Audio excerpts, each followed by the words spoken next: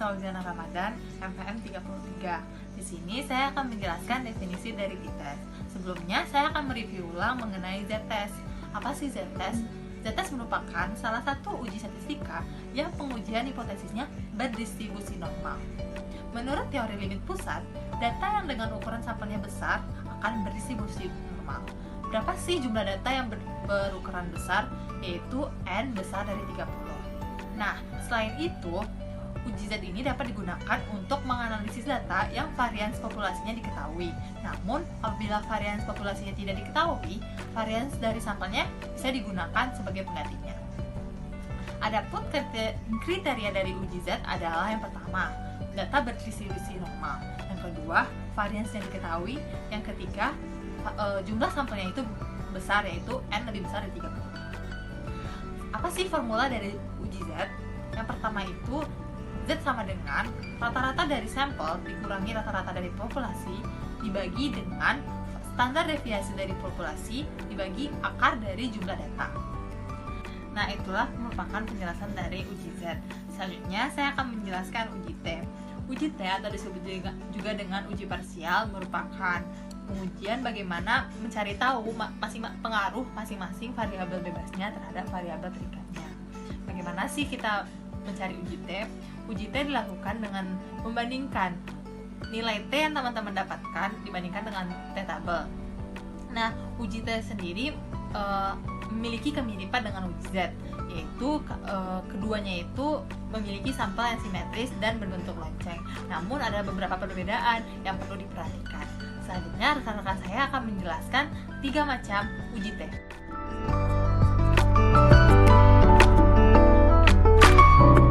Halo, nama saya Ranti Intan Sahastra Kirana, NPM 54. Saya akan menjelaskan mengenai uji T satu sampel. Uji T satu sampel atau biasanya dikenal sebagai one sample t-test method merupakan suatu prosedur uji T untuk menguji nilai rata-rata populasi berdasarkan data sampel yang diketahui. Tujuannya yaitu untuk membandingkan apakah nilai rata-rata sampel sesuai dengan nilai rata-rata yang diketahui. Nah, syarat untuk melakukan uji T satu sampel ini ada 2. Yang pertama, datanya merupakan data kuantitatif, dan yang kedua, data sampel yang diambil secara acak. Langkah-langkah yang digunakan dalam uji T satu sampel yang pertama adalah menentukan hipotesis, di mana hipotesis yang digunakan merupakan hipotesis 2 arah. H0-nya adalah mu sama dengan mu0, artinya adalah nilai rata-rata yang diketahui sama dengan nilai rata-rata sampel yang dihitung. Dan H1-nya adalah mu tidak sama dengan mu0, artinya nilai rata-rata populasi tidak sama dengan rata-rata dari sampel yang dihitung. Langkah yang kedua yaitu menentukan taraf signifikansi. Taraf signifikansi dalam ilmu statistik dinyatakan dalam suatu angka dalam persen yang menunjukkan kemungkinan atau resiko kesalahan terhadap hasil pengujian yang dilakukan. Semisal alfa yang kita gunakan adalah 5%, maka dalam suatu pengujian yang dilakukan tersebut masih ada kemungkinan 5% kesalahan di dalamnya. Langkah yang ketiga yaitu statistik uji, di mana di sini terdapat 2 kondisi. Kondisi yang pertama adalah terdapat standar deviasi dari populasi. Maka, untuk menghitung standar deviasi X bar digunakan rumus standar deviasi dari populasi per akar dari N atau jumlah sampelnya. Lalu didapatkanlah rumus T hitung, yaitu sama dengan X bar atau rata-rata dari sampel dikurangi mu atau rata-rata dari populasi per standar deviasi dari X bar yang sudah dihitung sebelumnya.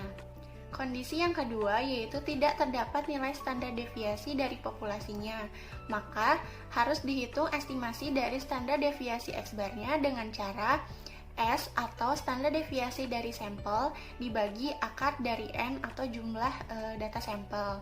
Lalu didapatkan rumus untuk menghitung nilai T hitung sama dengan X bar atau nilai rata-rata dari sampel dikurangi mu atau nilai rata-rata dari populasi dibagi hasil dari estimasi nilai standar deviasi X barnya. Nah, setelah itu kita hitung DF atau derajat kebebasan dengan rumus N-1, yaitu jumlah data sampel dikurangi 1. Setelah itu, dilihatlah nilai T-tabel dengan cara melihat nilai alfanya terlebih dahulu, lalu ditentukan nilai derajat kebebasannya.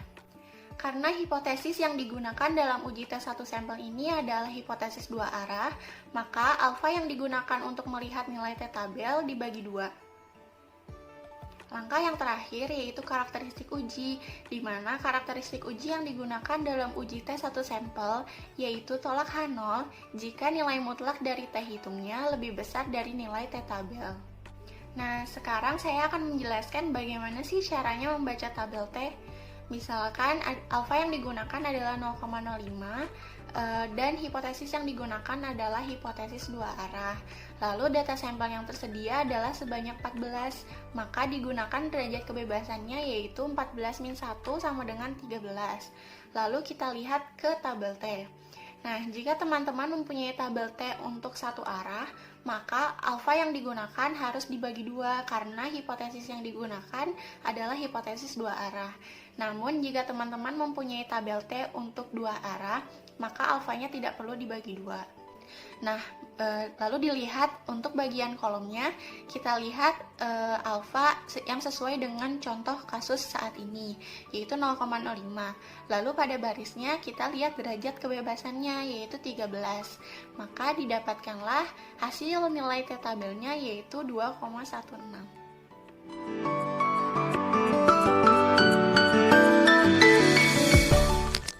Assalamualaikum warahmatullahi wabarakatuh. Perkenalkan, nama saya Mike Alvinita Sibuan, MPM 43 dari kelompok 5. Selanjutnya, saya akan menjelaskan tentang uji T-MEAN 2 sampel independen. Nah, tujuan dari uji ini yaitu untuk membandingkan rata-rata dua sampel yang tidak saling berkaitan atau sampel yang saling bebas. Nah, uji t-test ini cukup penting karena kebanyakan penelitian behavioral science itu biasanya digunakan untuk membandingkan rata-rata antara sampel satu dan juga sampel lainnya. Untuk melakukan t-test ini ada beberapa asumsi yang harus terpenuhi. Yang pertama, data harus berdistribusi normal. Yang kedua, data harus bersifat independen. Dan yang ketiga, data berupa data numerik maupun data kategori. Langkah-langkah dari uji t-test ini sendiri yaitu pertama, menentukan hipotesisnya, yaitu H0 mu A sama dengan mu B, atau rata-rata dari sampel A sama dengan rata-rata dari sampel B. Yang kedua, hipotesis alternatifnya atau H1 mu A tidak sama dengan mu B, atau rata-rata dari sampel A tidak sama dengan rata-rata dari sampel B. Selanjutnya yaitu menentukan taraf signifikan. Biasanya alfa sama dengan 5%. Setelah itu kita mencari T hitungnya. Rumus T hitung sendiri yaitu X bar A dikurang dengan X bar B dikurang dalam kurung mu A dikurang mu B dibagi dengan sigma diferensnya. Setelah menentukan hipotesis dan juga taraf signifikannya, selanjutnya yang kita cari yaitu T hitung. Langkah-langkah untuk mencari T hitung itu, pertama kita harus mencari standar error dari rata-rata masing-masing sampel. Yang mana rumusnya yaitu sigma XA sama dengan SA dibagi akar NA. Dan untuk sampel yang B, sigma XB sama dengan SB dibagi akar NB. S sendiri merupakan simpangan baku dari masing-masing sampel. Setelah didapat sigma atau standar error dari masing-masing sampel, maka langkah selanjutnya yaitu kita menghitung sigma diferensnya.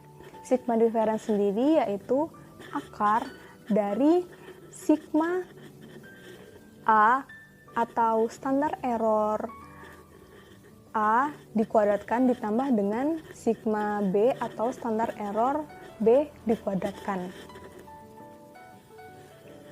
Setelah didapat sigma diferensinya, selanjutnya kita mencari T hitung, yaitu dengan X bar A ditambah X bar B per sigma diferensinya.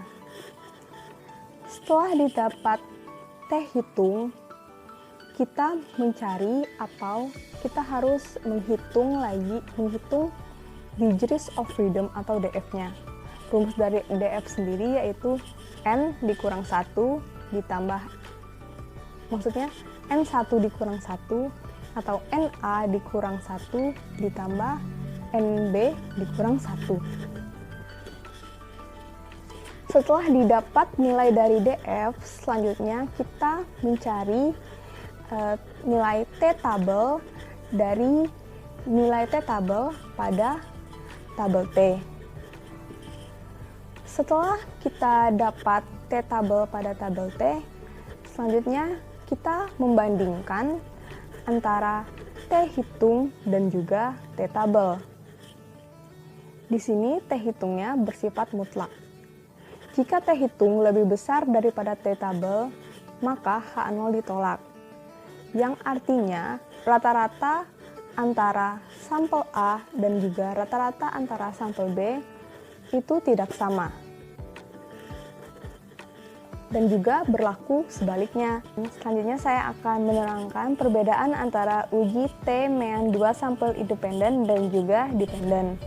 Nah, perbedaan utama dari kedua uji T ini yaitu untuk sampel independen, korelasi atau covariance antara sampel dapat digunakan untuk mengurangi ukuran standar error dari perbedaan antara rata-rata sampelnya.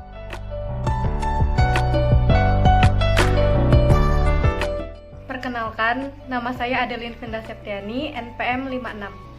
Baiklah, sekarang saya akan menjelaskan tentang t-test untuk sampel yang berpasangan atau sering juga disebut dengan t-test dependent atau yang biasa kita dengar dengan paired sample t-test.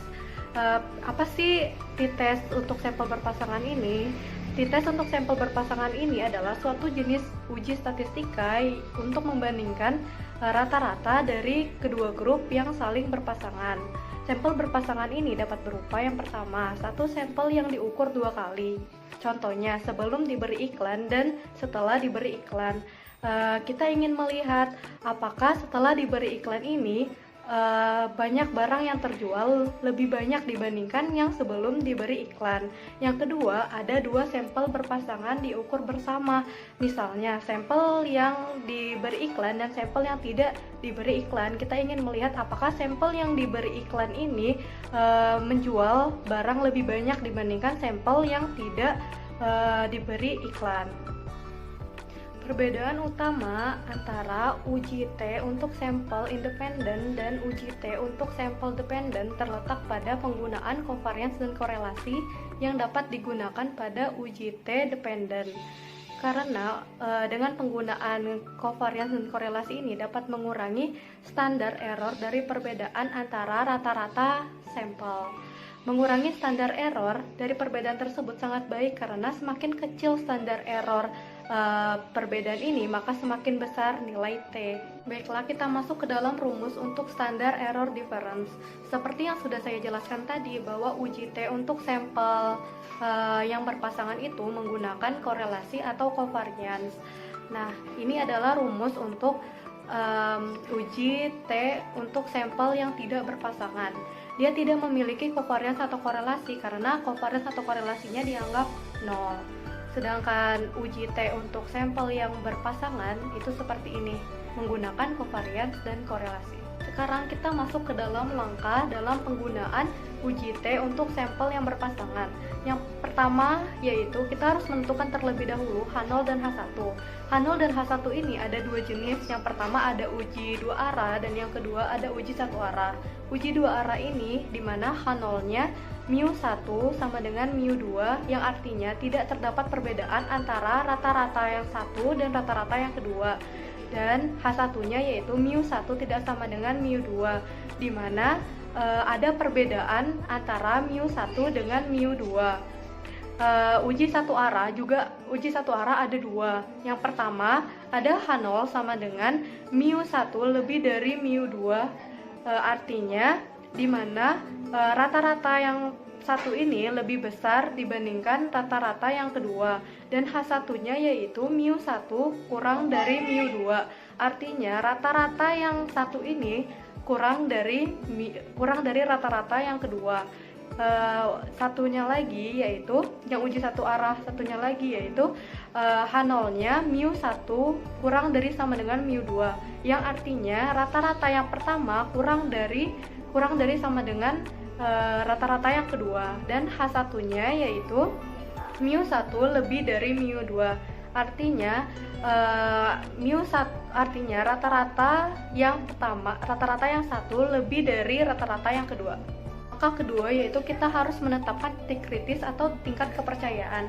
Biasanya digunakan tingkat kepercayaan sebesar 95% atau alfa sebesar 5%, atau tingkat kepercayaan sebesar 99% dengan alfanya 1%, atau tingkat kepercayaan 90% dengan alfa sebesar 10%. Langkah ketiga yaitu kita harus menentukan daerah kritis dengan DF sama dengan N-1, yang harus kita gunakan yaitu tabel T. Langkah keempat yaitu kita harus menentukan T hitung. T hitung ada dua rumus, yang pertama seperti ini dan yang kedua seperti ini. Bisa dipilih salah satu dan mempunyai hasil yang sama.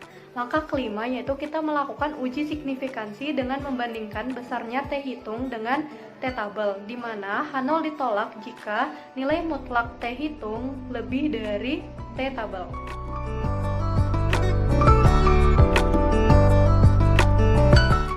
Halo, saya Anita Damayanti, NPM 41. Selanjutnya saya akan menjelaskan mengenai power atau daya uji. Power atau daya uji sesuai dengan chapter sebelumnya didefinisikan sebagai peluang untuk melakukan penolakan terhadap H0 yang salah. Nah, terdapat 4 hal yang dapat mempengaruhi daya uji suatu tes tersebut. Yang pertama adalah ukuran alfa, yang kedua adalah ukuran sampel, yang ketiga adalah ukuran efek, dan yang keempat adalah jenis uji statistik yang digunakan dalam analisis tersebut. Selanjutnya, saya akan menjelaskan bagaimana cara memilih tes yang tepat. Yang pertama adalah merumuskan H0 dan H1. Yang kedua adalah menentukan desain penelitian, dan yang ketiga adalah mengidentifikasi berapa banyak sampel yang ada dalam penelitian tersebut. Jika terdapat satu sampel, maka untuk menghitung uji T-nya dapat menggunakan rumus yang ada dalam layar. Selanjutnya, jika terdapat 2 sampel, dibagi lagi menjadi 2 golongan. Yang pertama, apakah sampel tersebut saling independen, dan yang kedua, apakah sampel tersebut saling berkorelasi. Nah, untuk menguji T-nya, untuk rumus uji T-nya bisa dilihat dari layar ya untuk keduanya. Selanjutnya,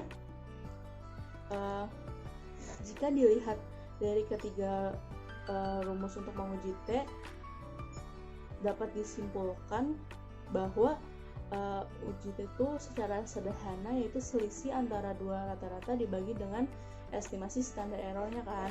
Nah, jika selisih antara dua rata-ratanya ini konstan, maka T itu akan berubah ketika penaksis standar errornya juga berubah. Nah, penaksis standar errornya ini apa sih rumusnya? Penaksis standar error ini rumusnya adalah S dibagi akar N, di mana S adalah simpangan baku dari sampel dan dibagi dengan akar banyaknya sampel. Nah, jika penaksis standar errornya ini besar, maka otomatis si uji T ini akan kecil karena T dan standar error saling berbanding terbalik. Nah, dalam keadaan ini dapat dikatakan jika T-nya kecil dari alfa, maka besar kemungkinan untuk menerima H0. Nah, berlaku juga sebaliknya. Jika standar errornya itu kecil, maka T itu akan besar kan? Karena T dan penaksis standar error juga itu berbanding terbalik. Nah, dalam keadaan ini juga dapat dikatakan bahwa T itu lebih besar dari alfa. Jadi besar kemungkinan untuk menolak H0. Nah, karena semua T-testnya ini menggunakan standard error sebagai penyebutnya, maka dengan kita meningkatkan ukuran sampel, maka akan otomatis dapat meningkatkan daya uji untuk uji T tersebut kan. Nah, tetapi kadang lebih mudah dengan meningkatkan ukuran efek, yaitu dengan cara meningkatkan kekuatan dari variabel independen, yaitu mungkin dengan memperpanjang program perlakuannya daripada meningkatkan si ukuran sampel tersebut.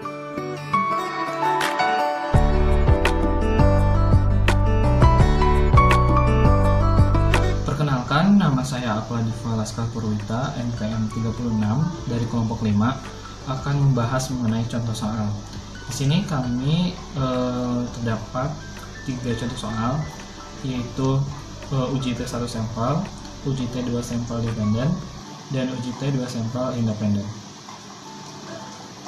Kami mengambil contoh dari buku Understanding Statistics in the Behavioral Science edisi 9. Untuk uji yang pertama, yaitu uji T1 sampel, kita mengambil dari halaman 326.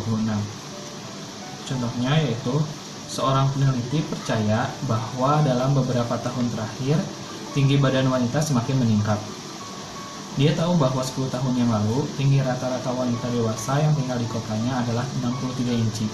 Standar deviasinya tidak diketahui. Secara acak, dia mengambil sampel 8 wanita dewasa yang saat ini tinggal di kotanya dan mengukur tinggi badan mereka, serta diperoleh rata-ratanya sebesar 64,25 inci dengan standar deviasi sebesar 2,55. Oleh karena itu, uji pernyataan tersebut, apakah benar tinggi rata-rata wanita dewasa yang tinggal di kota peneliti tersebut adalah 63 inci. Gunakan taraf signifikan 10%. Di sini kita sudah mengetahui mu atau rata-rata populasinya itu sebesar 63 inci, serta X bar atau rata-rata sampelnya itu 64,25 inci, dan standar deviasi dari sampelnya 2,55, dan sampel yang diambil adalah sebesar 8 taran.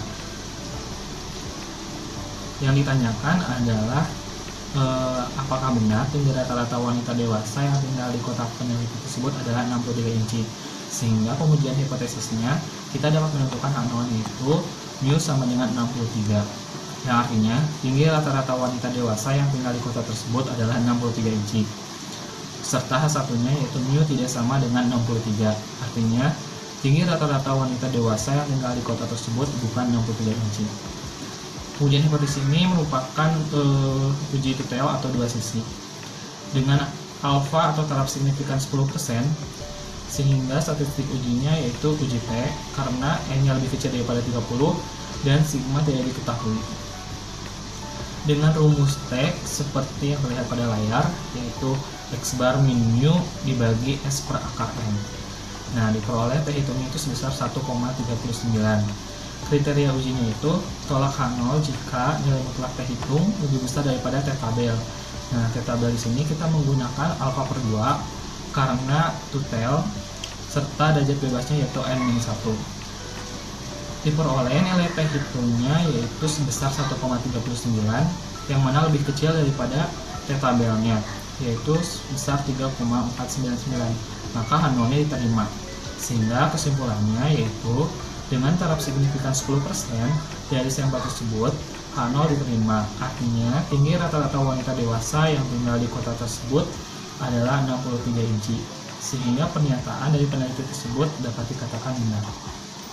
Selanjutnya yaitu contoh untuk uji T2 sampel dependen. Diambil pada halaman 350. Dalam memotivasi warga untuk menghemat bensin, pemerintah sedang mempertimbangkan untuk melakukan kampanye konservasi nasional. Namun, sebelum melakukannya di tingkat nasional, ia memutuskan melakukan percobaan untuk mengevaluasi efektivitas kampanye. Untuk percobaan, kampanye konservasi dilakukan di wilayah geografis yang kecil namun representatif. 12 keluarga dipilih secara acak dari wilayah tersebut dan jumlah bensin yang mereka gunakan dipantau selama 1 bulan sebelum kampanye iklan dan 1 bulan setelah kampanye. Datanya sebagai berikut. uji apakah kampanye konservasi mempengaruhi jumlah bensin yang digunakan atau tidak. Nah, pada data sampel tersebut kita dapat menyimpulkan bahwa datanya bersifat dependen. Kenapa? Karena dari data tersebut kita dapat mengetahui perbedaan pengaruh dari sebelum dan setelah diberi perlakuan. Nah, untuk menghitung atau menguji hipotesis dari dua sampel dependen, kita dapat menentukan nilai D terlebih dahulu. Nah, nilai D itu merupakan difference atau perbedaan atau nilai beda. Nah, di sini kita menghitung nilai D dengan cara nilai pada sebelum dilakukan kampanye dikurangi dengan nilai setelah dilakukan kampanye. Jadi, misalnya di sini untuk keluarga A, nilai sebelumnya itu 55 dan nilai setelahnya itu 48. Jadi 55 dikurangi 48, nilai D-nya itu 7 dan begitu seterusnya. Nah, nilai D-nya ini dijumlahkan menghasilkan nilai 35. Setelah mencari nilai D, kita dapat mencari nilai D kuadrat. Nah, D kuadrat ini tinggal menguadratkan dari masing-masing nilai D itu sendiri. Nah, jumlah dari nilai D kuadrat itu yaitu 235. Sehingga dapat diketahui untuk sampelnya itu sebanyak 12 dan nilai D bar atau rata-rata nilai D-nya itu sebesar 2,917. Nah, selanjutnya dilakukan pengujian hipotesis dengan H0 yaitu mu D sama dengan 0, artinya kampanye konservasi tidak mempengaruhi jumlah bensin yang digunakan, dan H1-nya yaitu mu D tidak sama dengan 0, artinya kampanye konservasi mempengaruhi jumlah bensin yang digunakan. Nah, dalam pengujian hipotesis ini juga merupakan uji hipotesis dua sisi atau two tail dengan alfa sama dengan 5%. Karena N-nya lebih kecil daripada 30 dan sigma-nya tidak diketahui, maka digunakan statistik uji T sebagai berikut. Nah, pertama kita dapat mencari nilai SSD terlebih dahulu. Nah, pun nilai SSD itu sendiri merupakan sum of square dari nilai D atau bedanya. Hasil dari perhitungan SSD-nya sebesar 132,917. Sehingga kita dapat menghitung nilai statistik uji T dengan rumus D bar min mu D dibagi akar SSD dibagi N dikali N min 1, sehingga didapatkan hasil nilai T hitungnya sebesar 2,91. Kriteria uji tolak H0 jika nilai mutlak T hitung lebih besar daripada T tabel terima dalam hal lainnya. T tabelnya yaitu alfa per 2 karena total dengan DF atau derajat bebas yaitu N-1. Diperoleh nilai T hitung sebesar 2,91 yang mana lebih besar daripada T tabel sebesar 2,201, maka H0 ditolak. Kesimpulannya, dengan taraf signifikan 5% dari sampel tersebut H0 ditolak, artinya kampanye konservasi mempengaruhi jumlah bensin yang digunakan. Selanjutnya, contoh yang terakhir yaitu mengenai uji T dua sampel independen yang diambil pada halaman 378. Psikolog dari Universitas Terkemuka di California melakukan penelitian longitudinal yang menyelidiki efek tingginya rasa ingin tahu pada anak usia dini. Populasi lokal anak disaring melalui tes yang menilai keingintahuan yaitu tes IQ. Tes IQ ini diberikan kepada dua kelompok umur anak yang berbeda yaitu 3 tahun dan 11 tahun. Diperoleh skor IQ sebagai berikut. Dari dua kelompok umur anak tersebut, uji apakah keduanya memiliki rasa ingin tahu yang sama atau tidak.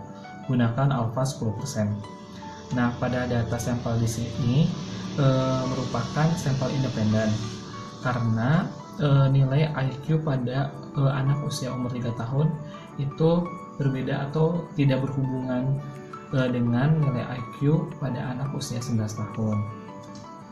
Selanjutnya dilakukan pengujian hipotesis untuk melihat pengaruh dari rasa ingin tahu kedua kelompok anak tersebut.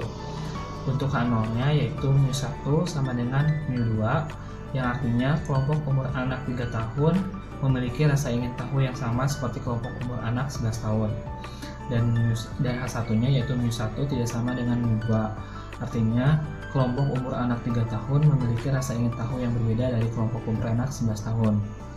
Dengan alfa 10%, Karena N-nya lebih kecil daripada 30 dan sigma tidak diketahui, maka digunakan statistik uji T.